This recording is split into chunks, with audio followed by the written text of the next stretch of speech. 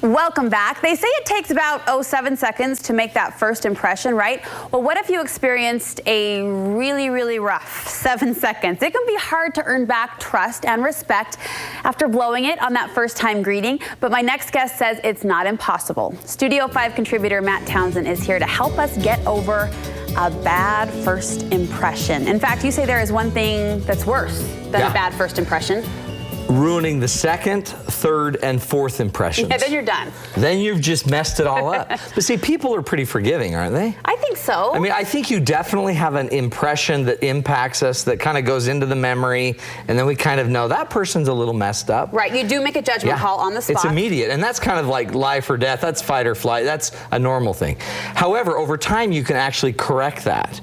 There's ways to actually alter a first impression. How many in-laws didn't like their son-in-law the first time they met him? We don't want to answer that question. Or third time they met him, or fifth time they met him. So we can change it. We can change it. It just takes some time. The first step you say is just acknowledging and recognizing. It's almost a self-soothing technique. Yeah, it is. People are just people. People are people. And if I were Barbara Streisand, I would sing the song about people. Won't you please? But I won't. No, I won't. I won't. So if people are just people, just remember this.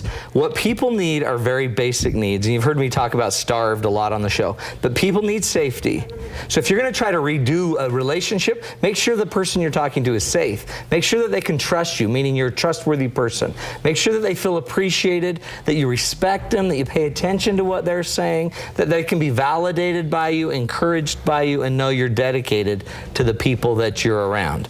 Those are the starved needs, and when those needs are met, booyah, you're starting to heal the person. And what of those starved needs, as you call them, is probably the most important to make someone feel that they deserve your respect? Well, and so part of it, when you think about it, is if I know that because like, let's say you're dating my daughter. Okay. You darn well better respect the father. Yes. Because you're not going to get to the daughter except through the father and the father's, arsenal. So eventually what we need to figure out is if that person that I'm dealing with needs more safety from me, then I need to be more safe for him.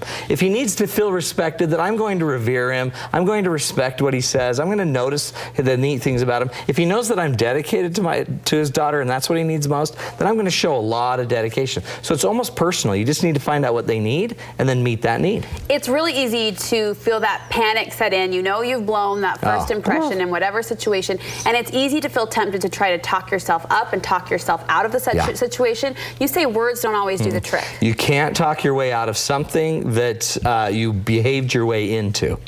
So remember, words don't speak louder necessarily than your character. So start working on your character. If you really want to change the situation, make sure you're working on your character, because your character is going to be seen whether you're talking or not. Your integrity is going to be seen whether you're talking or not. So part of that is don't try to think you're just going to schmooze your way out, suck your way up out of it. You're not going to get out of it in an easy way. If you don't have the character, they're going to know it. So work on just the subtle things. Your honesty, your integrity, be prompt, be caring, apologize, do what you need to do, but know that they're always going to detect if you're just a lot of fluff or if you're for real. So you mentioned apologizing. Do you think it's a good idea to address the awkward first encounter, kind of clear things up? Absolutely. You know what? Always address it. Apologize. Clean up your mess, right? Clean up what you can. You went and made a mess. So if you made a mess, they know you made a mess. You probably heard from your friend that you made a mess.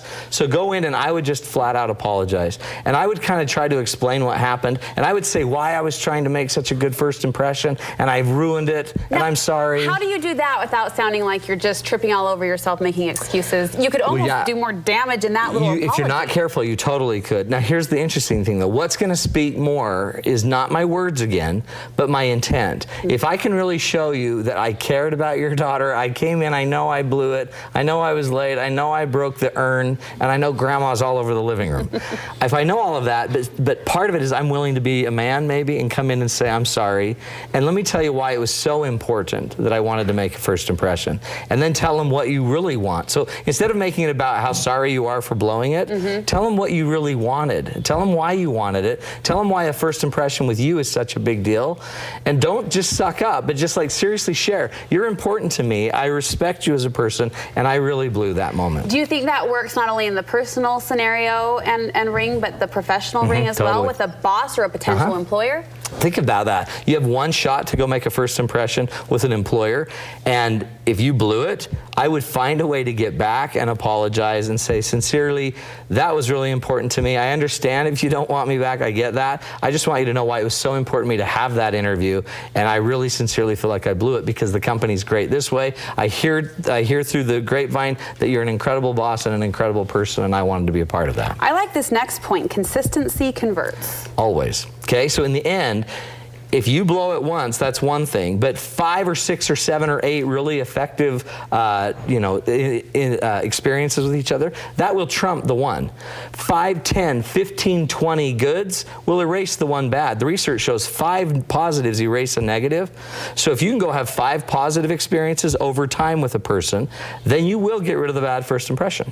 And you point out the goal here isn't to impress or oversell yourself. The goal is just to shine forward that sincere character. Right. And if you can be good, that's great. But if they don't see it, that's not your fault anymore.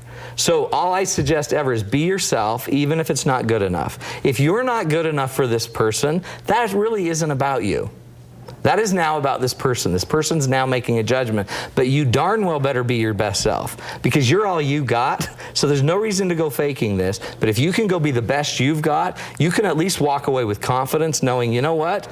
I'm me, this is all I got for you, and in the end, if they don't accept it, again, don't ever think it's about you.